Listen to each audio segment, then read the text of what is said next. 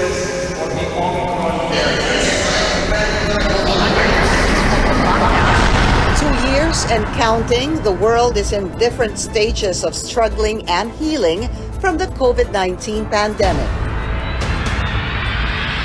Wala pa tayo dyan sa herd immunity.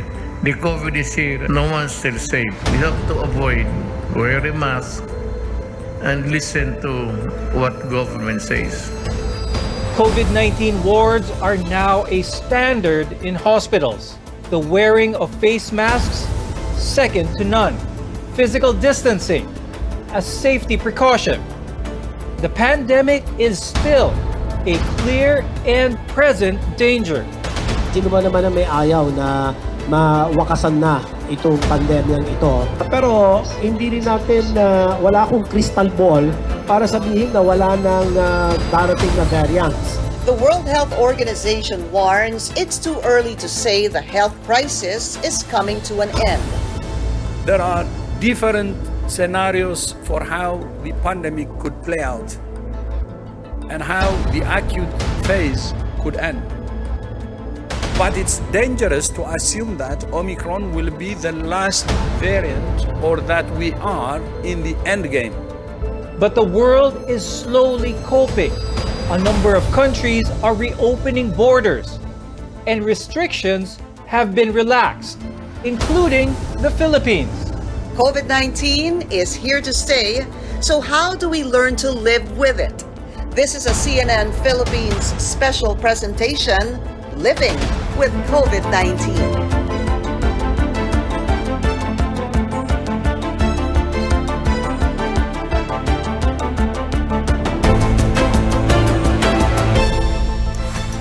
Thank you for joining us. I'm Pinky Webb. The numbers are staggering in this COVID-19 pandemic. Over 400 million cases worldwide, including more than 5 million deaths. The world has been grappling with this health crisis for 2 years now, and its impact may be far-reaching. In this special presentation, we will look at changes in our lifestyle, work, social, and health routines in living with COVID-19. I'm Dr. Freddie Gomez. People are now seeing that things are starting to get back to normal. In the Philippines, most of the restrictions imposed during the onset of the pandemic are now lifted. But experts say the world will never be the same and people should go about their way mindful that COVID-19 is still a threat. But how exactly will this way of life be for us? Carolyn Bonkin tells us.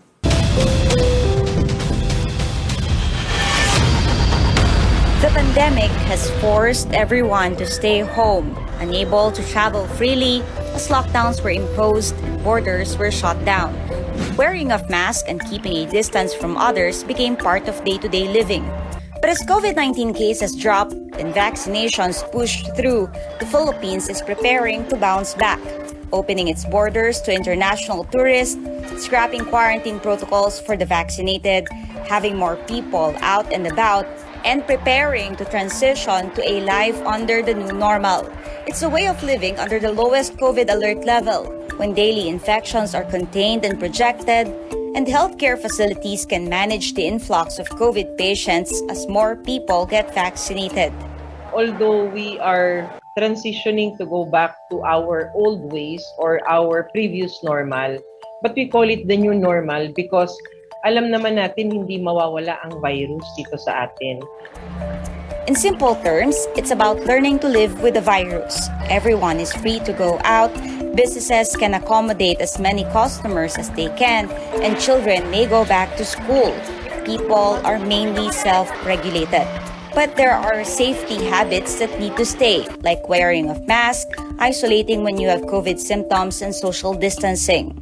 Unti-unti natin yan tatanggalin, no? Magta-transition tayo at lagi ngang sinasabi ko sa inyo, pinakahuli natin tatanggalin dyan siguro yung mask. So we still would be implementing our incentives and disincentive system for vaccinated individuals and unvaccinated individuals. If in some establishments the ventilation is not good, there is no system for implementing a good ventilation. So in that way, it's still better to limit the number of people. Companies are also encouraged to keep the work from home setups. even though the cases are going down, we have to adapt to the possibility of spike of cases within the workplace, because we cannot afford everyone to be in the workplace wherein the capacity is limited, and at the same time engineering controls in terms of proper ventilation may not be fully in place. Alternate day of work from home and face to face, so that the office workplace space will not be overwhelmed. It's important to keep in mind the virus is still here.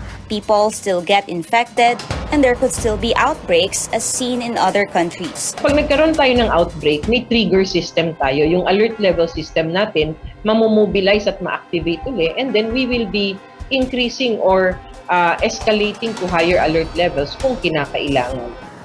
If we succeed in adjusting to the new normal, the next and final phase, SARS-CoV-2 virus becoming endemic, a stage when COVID-19 infection becomes as common as the flu, measles, or dengue.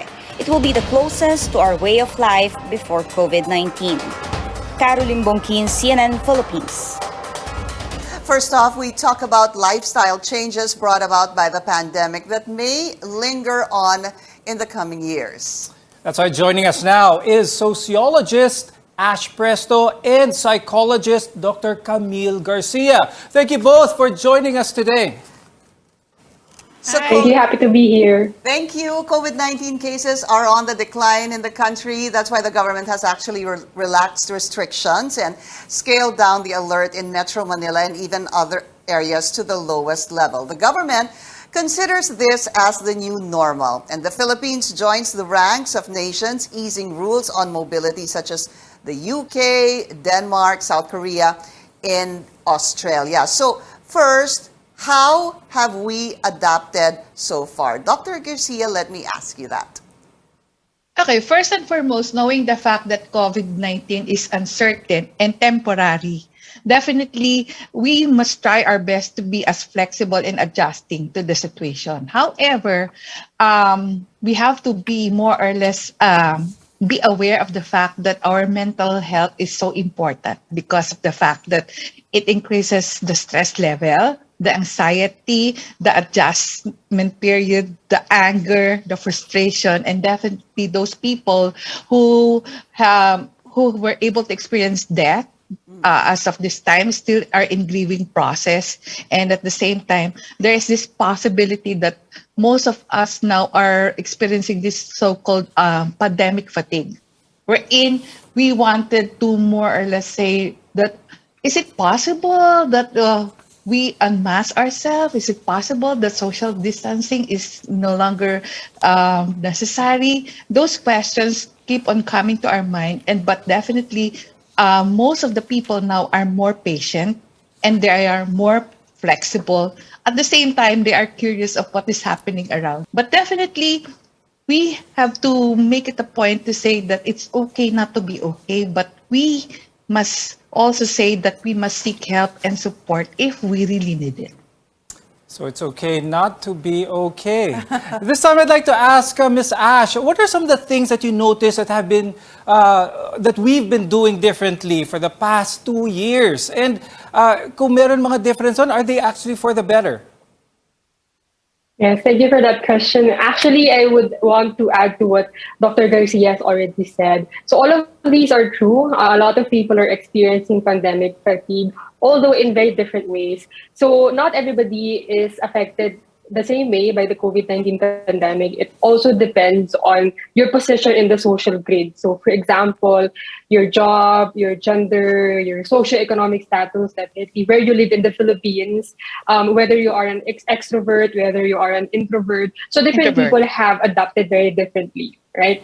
In the pandemic, and different people have changed their lifestyles depending on their positions, on their constraints. So for me, for example, in my job, up until now, we are not being required to do work from to go back to our offices. We are allowed to do work from home setup. So in that aspect, we have adjusted once only. From the onset of the pandemic up until now, we have adapted to the work from home setting. For other people who are now, as the cases are decreasing, being required to report to office, it's a different lifestyle change. They will change their lifestyle again. and relearn how to socialize in a face-to-face manner. Yes. And we see that this has provided a lot of anxiety for different kinds of people. For extroverts, the anxiety is now how do you maintain that kind of energy that you had prior to the pandemic in interacting face to face with your friends. For the introverts also, it would be a different way. Now, I am comfortable with interacting with people via Zoom. Now I would have to exert more energy in face to face setup. So it's at the end of the day, the way that you change your lifestyle will be very varied depending on your position in the social grid. Got it. Ash, very important that you mentioned that because there is or could be, as you mentioned, a pandemic effect on in-person interaction. But I want to look at it in two ways. No, I know that you're saying there are a lot of issues to look into this, but let's talk about the younger generation, for example. Is there such a thing or could there be social awkwardness among kids? Ngayon na nagsisimula na yung kanilang eskwelahan, pumapasok na sila ulit. I mean, after 2 years of really online studying. Yes. And, kids are not a homogeneous group also. So you have children who are aged 3 to 10 years old. You have kids aged 11 to 19 years old. So definitely for people who are experiencing puberty also, who are growing up in the time of pandemic, when they go back to face-to-face settings, they will see that now their classmates, their friends look differently already. And we feel like it's a very trivial thing, but it actually has a lot of effect on the way that we interact. We develop different levels of shyness, and the usual, comfort that we have experienced before, it's now different. Let me follow up with the adults, but let me ask Dr. Garcia about this. Is there and how can one actually overcome possibly awkwardness now that we are in the new normal? Okay, definitely. We have been telling everybody that Filipinos are resilient. But then, is resilience an inborn thing? No. Definitely, it is something that you learn. So you have to be more or less accepting and be aware of the fact that I care about myself. So that awkwardness, you have to more or less learn. If before, sabihin natin, merong separation anxiety because you're going to school for the first time, it is being experienced now by adults also for going back to their offices for the first time after 2 years. Actually, I have about 2 to 3 clients now who are experiencing separation anxiety because they're being asked to go back to work in the offices, and then they said that I am more anxious, and then it is escalating to the fact that what if it's okay that I will not go back to the office, then there's a possibility that I'm going to be fired. So nag-escalate siya into possibility for depression. So separation anxiety is now being considered, or is now also being experienced not only by children in going back to school, but also among adults. Dr. Garcia, I think you make a good point. We've been talking about how much adaptation is being seen, with so many different people. People adapt at different ways. But Dr. Garcia, how fast can people actually cope with lifestyle changes? Parang ano lang ba to? Parang light switch lang ba ito na pwedeng maging off and on? And does age play a factor in this? Is it easier for younger people to adapt or older people to adjust? Okay, among children, sinasabi nila that it is easier to adapt. In fact, pag sa school, sinasabi 1 week, you'll be able to adapt kung ano man yung mga changes from the first time going to school, tapos papunta dito, you are given 1 week. The most is 10 days. Now, for adults, for you to be able to be flexible and to be resilient, it takes about 30 days, because when you say 30 days, you are forming a habit or a new behavior. So 30 days to 45 days, you're supposed to be able to cope with the situation. Another important topic to discuss is the impact on relationships. For example, Ash, when this happened, 2 years, there's a lot of loved ones. We lost some loved ones during this pandemic. And it was especially difficult because of the restrictions on gatherings. I wanted to find out, is post-traumatic stress disorder or PTSD on the rise due to the pandemic? The pandemic restrictions make it really hard for people to grieve over the loss of their loved ones also. And I experienced those kind of losses because some of my friends also passed away for very different reasons aside from the pandemic. And the main thing that made it hard is like the ritual, because we have different rituals, we have different routines that give us a sense of normalcy when we are grieving. So when you're grieving, like you feel like your life will change very drastically, but these routines and sense of normalcy will allow you to cope. So for example, the concept of pasyam, the 40 days, we were not able to exercise that. So people get together to grieve for their loved ones. They need like a mutual friend to put a hand on their shoulder and to convey that everything's going to be okay. I'm here for you. And there are a lot of social cues that you cannot convey solely through the screen. So those kinds of, a reassuring hand on your shoulder, it's a different kind of feeling. And it provides you a different kind of stable emotion in those times. And the pandemic has made it harder. We have, different mechanisms to cope. We now do live burials, which are, getting more frequent right now. But these live burials do not make up for the physical and non-virtual interactions to comfort ourselves and the people that we love when we lost somebody who are special to all of us.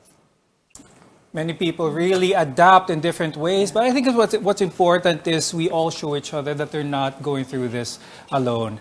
With that, thank you, sociologist Ash Presto. And Dr. Camille Garcia will still be with us later on the show. So, Pinky, there's still so much more we have to discuss, but we'll be doing that after a short break.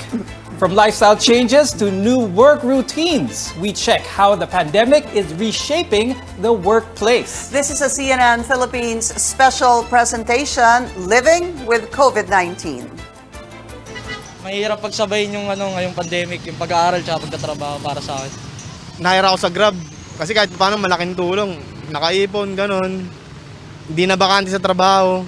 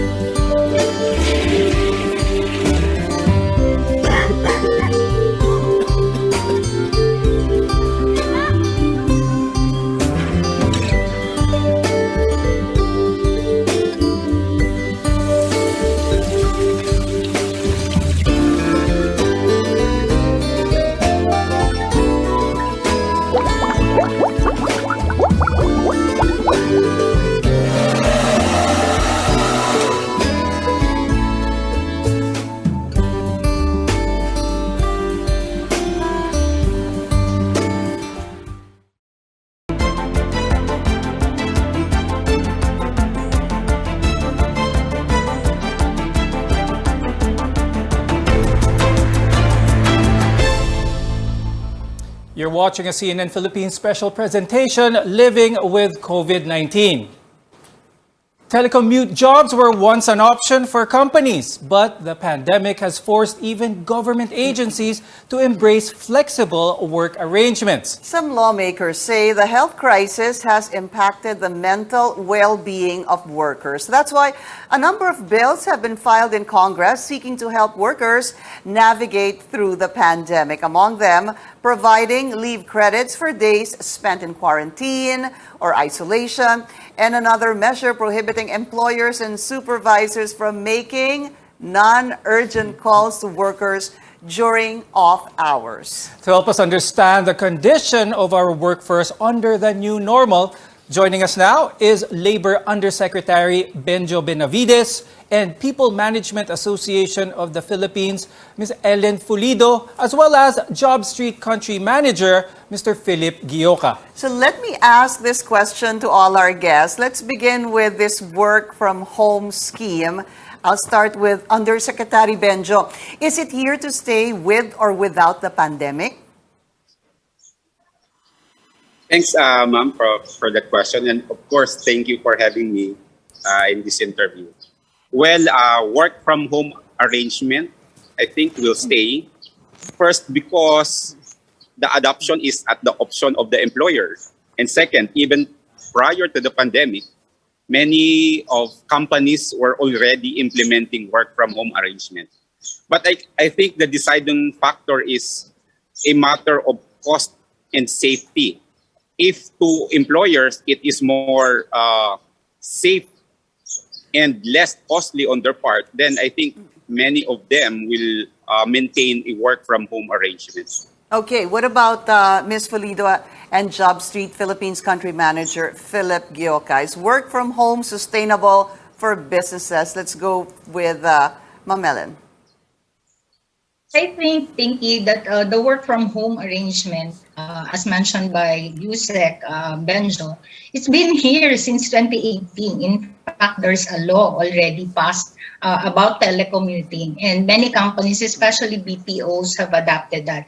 During the pandemic, a lot of us at the business sectors have adopted the work from home arrangement. In fact, a lot of arrangements were made in order to preserve our businesses and the workforce. So if you ask me, it depends on the kind of industry where a company belongs. And the current situation right now is that even with the easing of the alert level, businesses are coming back.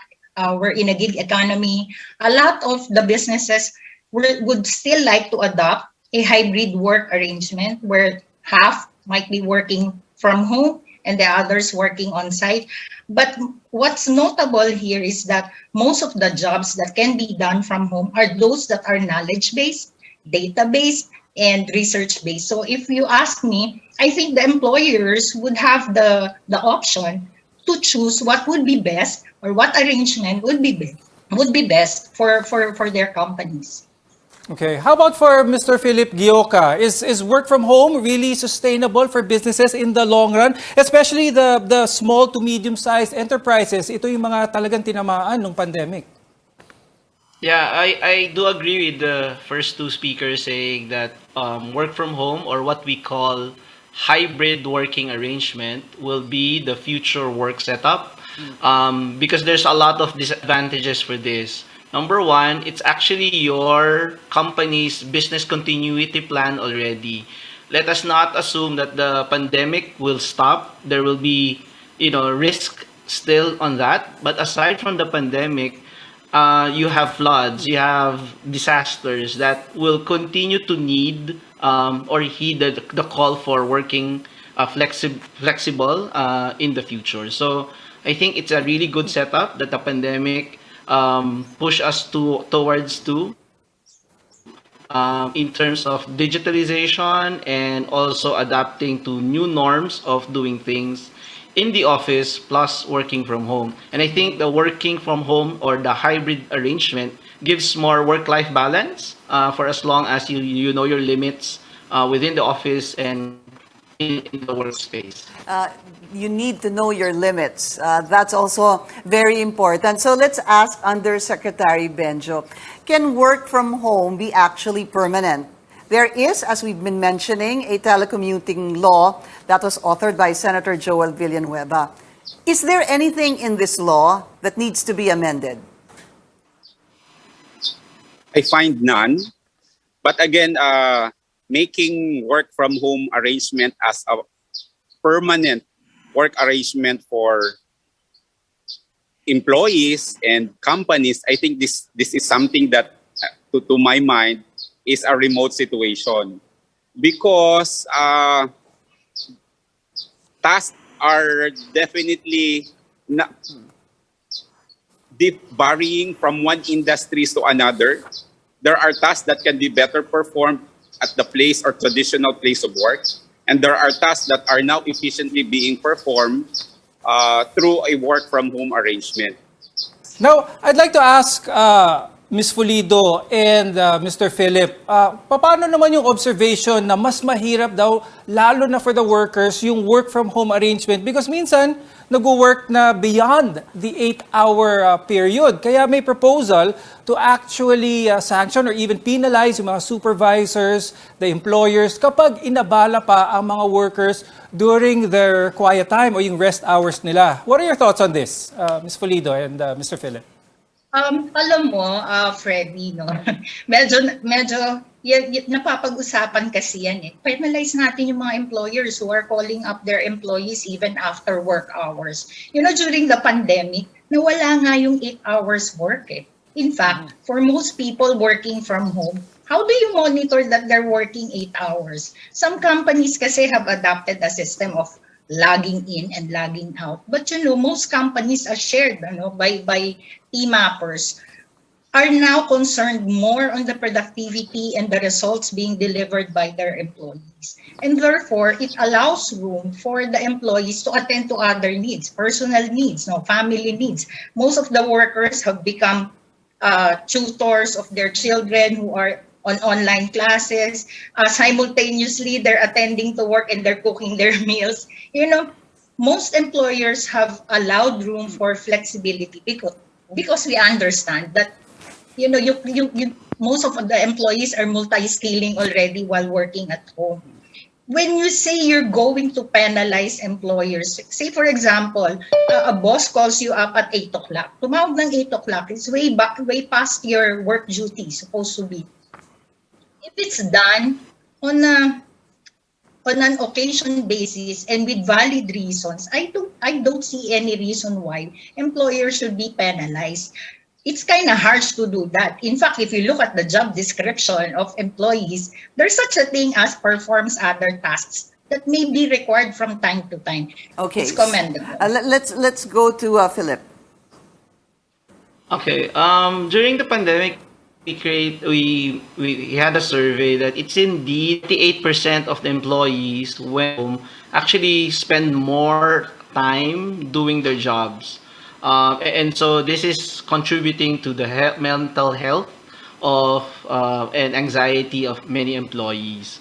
But as the pandemic grows on, they have adopted how to work more smartly at home, and so they can actually be more flexible. But indeed, having work from home arrangement is really taking a lot of time as compared to the office. Now, on the second, we should not penalize. I don't believe penalty is the issue, because if you create a culture of, a culture that is toxic, what happens is your employees will have attrition. So, in fact, it's better to incentivize. Thank you very much to our guests, Labor Undersecretary Mr. Benjo Benavides, PMAP's Ellen Fulido, and Job Street Philippines Country Manager Philip Gioca. We will be taking a short break, but coming up, what health measures should remain as we live with COVID-19? This is a CNN Philippines special presentation. Stay tuned. Humirap ang buhay natin gawa ng pandemic. Humina yung katulad namin, mga tricycle driver. Humina ang kita namin gawa ng pandemic, gawa ng mga online work, mga walang pasok ang estudyante. Mahirap kasi daming saradong merchant, tapos minsan may nagpe-fakebook pa, mga ganun.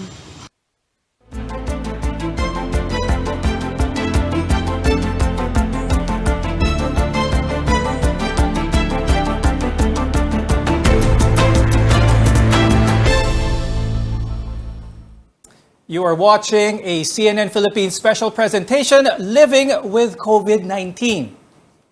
From wearing face masks, hand washing, physical distancing to vaccination, these are some of the important tools to prevent the spread of COVID-19. But there's also a push to spread awareness that COVID-19 is airborne. But which among the existing health measures and policies should remain under the so-called new normal? Joining us now is health reform advocate Dr. Tony Liachon and wind engineer Professor Mr. Joshua Agar. Okay, Dr. Liachon, let's start with you. 2 years into the pandemic, would you say po ba na mas naging health conscious sa mga Pilipino ngayon?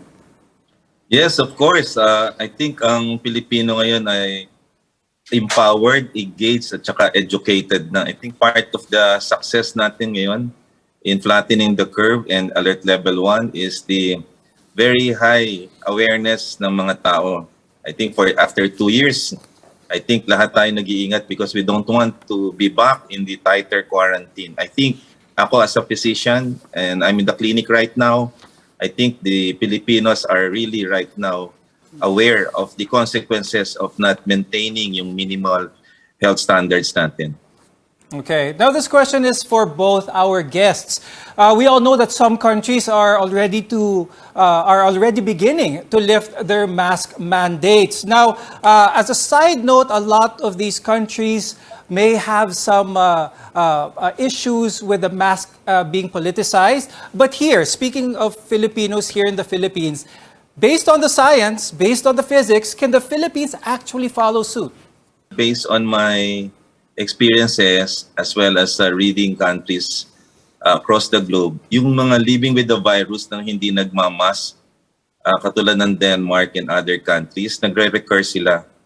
So I think we will be with the medical grade face mask as a way of life until it declared ng WHO that the virus is out or we're out of the pandemic, or the target of about 90% of the population natin ay vaccinated na with boosters. I think that would be the thing na kailangan nating tandaan. How about you, Joshua? I think it's too early pa po na i-lift po yung mask mandate kasi nga po there are still cases po, and ano nga po parang ang pine-prevent po in the first place are people getting infected. So ang problem po kasi, di ba, napansin niyo sa mga variants na nag-arise, minsan nagiging vaccine resistant na sila. So, possible na ma-overcome yung effects ng vaccine kung hinahayaan mo yung mga tao na ma-infect in the first place. So, para mapigilan yung mga tao na ma-infect in the first place, kailangan po natin paigtingin pa rin, i-maintain pa rin po natin ang pagsusot ng face mask dahil ito po ang ating last line of defense pa rin against COVID-19. Okay, so just to be clear on this, face masks, Dr. Tony Liachon, you're saying, will stay up until this is declared, the COVID-19 pandemic is declared as? Ano as ba? non-existent anymore. And in our country, kung country natin sinasabi natin ay 90% na time vaccinated and booster, that will be the only time na masasabihin natin.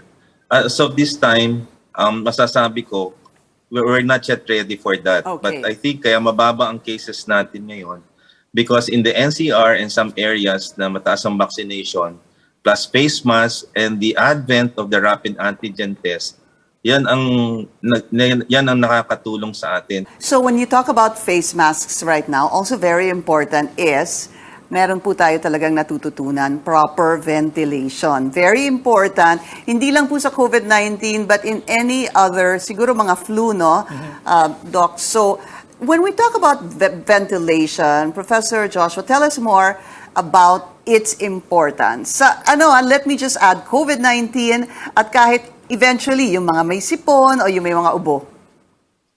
Yes po, kailangan po nating linawin ulit na ang COVID-19 po is an airborne disease po. So kung babalikan po natin back in 2003, kaya po na-contain for example yung SARS epidemic sa East Asia in the first place is because in-acknowledge po ito yung fact na yung most of the respiratory diseases, particularly yung SARS-CoV-1 na tinatakal that time, is actually airborne, and actually dun po pumasok yung mga mechanical engineers, particularly si Professor Yu Guling from the Department of Mechanical Engineer of the University of Hong Kong, on which sinabi niya na malaki po talagang factor yung airflows in reducing yung transmissions. And kapag na-control po itong airflows, therefore, masaseparate po natin yung airborne pathogens from the inhabitants of the room. Therefore, nalilesen po natin yung risk of transmission. Okay. Now, nowadays, there's a lot of change going on, especially when it comes to yung office structure, to make sure that there is proper ventilation. Professor Joshua, what else needs to be made dito sa mga offices or buildings in order for them to be compliant with health safety standards? And Itong mga investment sa infrastructure with all of this is going to cost a significant amount. Is this going to provide a significant decrease in the risk of being infected for this airborne virus?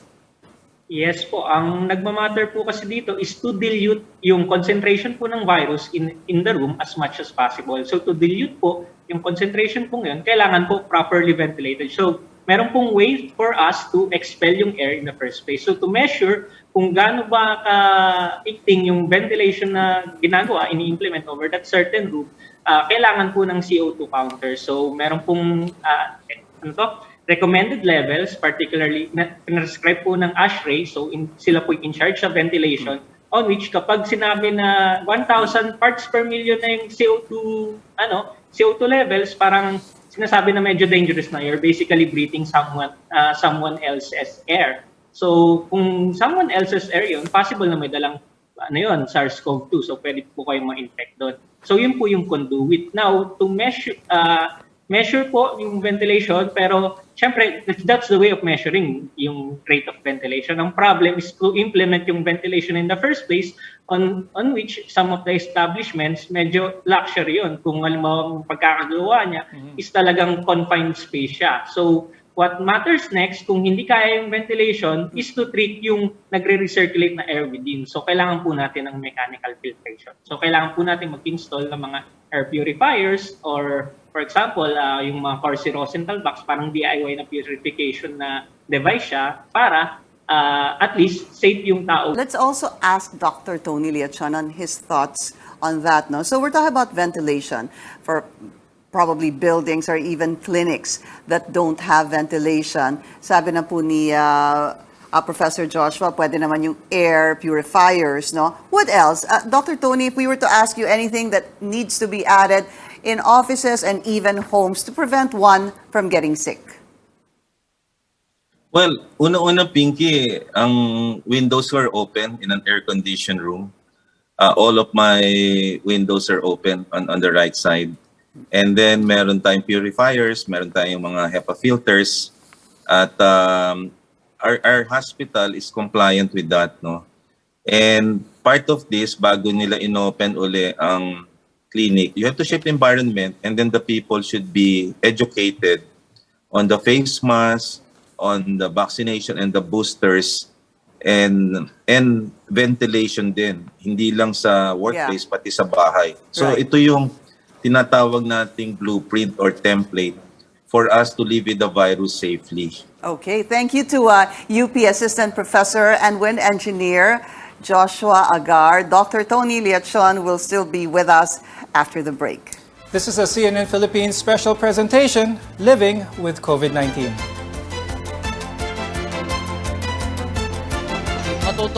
Napahalagaan yung mga bagay na maliliit, matutong mag-ipon sa konting pera, parang matutong mag-save kahit konti. Ang kahalagaan ng pera, ang value ng pera. Ang pinakamahalagang natutunan natin ngayong pandemic ay yung pag-iingat sa sarili. Maraming pagbabago na nagagawa natin noon na hindi basta-basta natin nagagawa, pero ngayon maraming bagay na hindi mo pwedeng basta-basta gagawin ngayon dahil gawa ng pandemic. Mag-ipon, tas yung ano ba yun? Sa sarili mo, kailangan makianabuilo ka, sumunod sa mga rules para maano yung pandemic natin, hindi na lumala.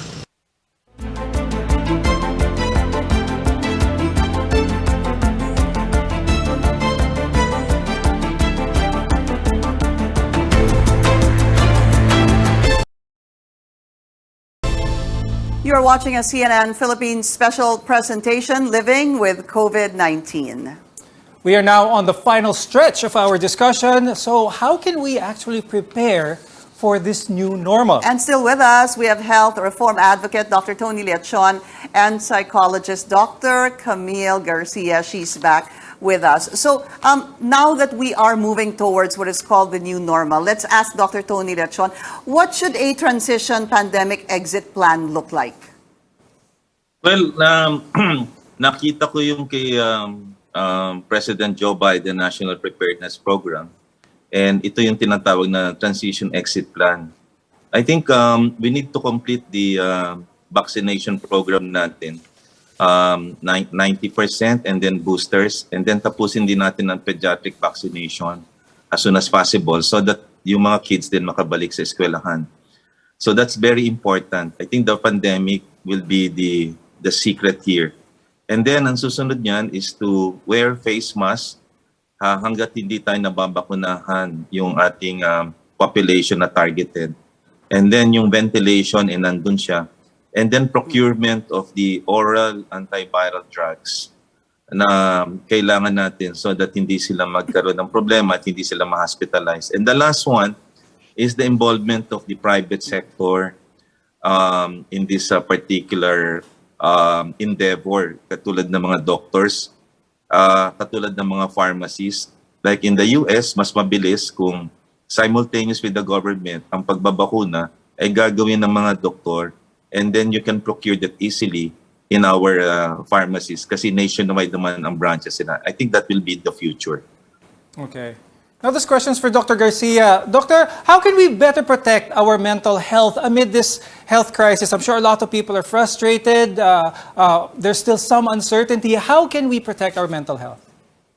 Well, first of all, we should eat, sleep, and exercise. Balance lahat. Hindi yung overeating, hindi yung undereating, hindi yung oversleeping, or hindi ka talaga natulog at insomnia ka. At the same time, wag naman sobrang exercise or kulang sa exercise. Those three factors alone will be able to maintain na yung balance. Once na balance ito, syempre, ang mental health mo maayos din. And don't be scared na to ask for help. Kasi tayo mga Pilipino, anong nagiging problema natin is the fact na sinasarili natin yung mga problema natin. Dahil sasabihin natin, ayokong madamay pa sila sa problema ko. Pero actually, mas mahirap yung walang napagsasabihan ng problema. You have to stay connected, not only with family, with friends. Try your best to express kung ano man yung nararamdaman nyo. Kasi kahit na hindi kayo pumunta sa isang mental health professional, maganda po yung may kinakausap kayo. And that will help you a lot to stay mentally healthy. Let me throw that question to Dr. Tony Liachon. Yung tips po or advice so that we will be okay during this new normal.